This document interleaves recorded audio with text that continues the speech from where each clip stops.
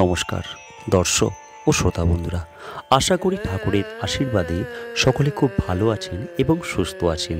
আজ আমি ঠাকুর শ্রী শ্রী রামকৃষ্ণদেবের কাহিনী অবলম্বনে কথামৃত থেকে এক ঈশ্বর, তার ভিন্ন নাম, জ্ঞানী, যোগী ও ভক্ত, এই পরিচ্ছেদটি আপনাদের সামনে তুলে ধরব।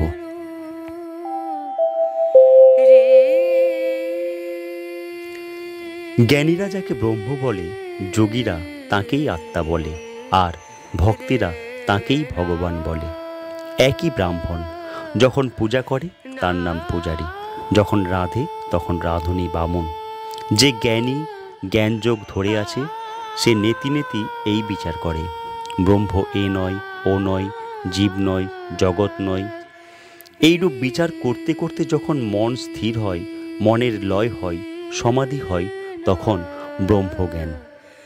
ব্রহ্মজ্ঞানীর ঠিক ধারণা, ব্রহ্ম সত্য, জগৎ মিথ্যা, নামরূপ এসব স্বপ্নবৎ। ব্রহ্ম কী যে তা মুখে বলা যায় না। তিনি যে ব্যক্তি, পার্সোনাল গড, তাও বলবার জো নাই। জ্ঞানীরা ওইরূপ বলে, যেমন বেদান্তবাদীরা। ভক্তেরা কিন্তু সব অবস্থাই লয়। জাগ্রত অবস্থাও সত্য বলে, জগৎকে স্বপ্নবৎ বলে না। ভক্তেরা বলে এই জগৎ ভগবানের ঐশ্বর্য। আকাশ, নক্ষত্র, চন্দ্র, সূর্য, পর্বত, সমুদ্র, জীব জন্তু, এই সব ঈশ্বর করেছেন, তারই ঐশ্বর্য। তিনি অন্তরে, হৃদয় মধ্যে, আবার বাহিরে।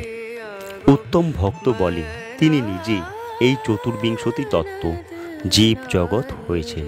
ভক্তের স্বাদ, যে চিনি খায় চিনি হতে ভালোবাসে না। সকলে হাসলেন। ভক্তের ভাব কিরূপ জানো? হে ভগবান, তুমি প্রভু, আমি তোমার দাস। তুমি মা, আমি তোমার সন্তান। আবার তুমি আমার পিতা বা মাতা। তুমি পূর্ণ, আমি তোমার অংশ। ভক্ত এমন কথা বলতে ইচ্ছা করে না যে আমি ব্রহ্ম।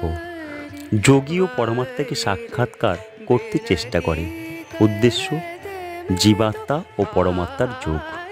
যোগী বিষয় থেকে মন কুড়িয়ে লয় ও পরমাত্মাতে মন স্থির করতে চেষ্টা করে। তাই প্রথম অবস্থায় নির্জনে স্থির আসনে অনন্যমন হয়ে ধ্যান চিন্তা করে। কিন্তু একই বস্তু, নাম ভেদ মাত্র। যিনিই ব্রহ্ম, তিনিই আত্মা, তিনিই ভগবান। ব্রহ্মজ্ঞানীর ব্রহ্ম, যোগীর পরমাত্মা, ভক্তের ভগবান।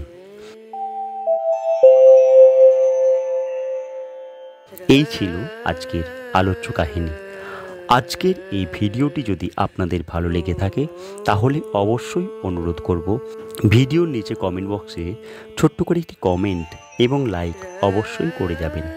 যারা আমার চ্যানেলে আজকে প্রথম এসেছেন তাদের কাছেও আমার অনুরোধ, আমার ছোট্ট চ্যানেলটিকে সাবস্ক্রাইব করে পাশের বেল আইকনটি অল করে আমার পাশে থাকবেন।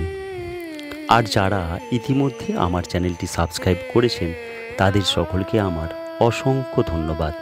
ঠাকুরের আশীর্বাদে সকলে খুব ভালো থাকবেন, সুস্থ থাকবেন, আনন্দে থাকবেন, এই শুভকামনা নিয়ে আজকের মতো এখানেই শেষ করছি।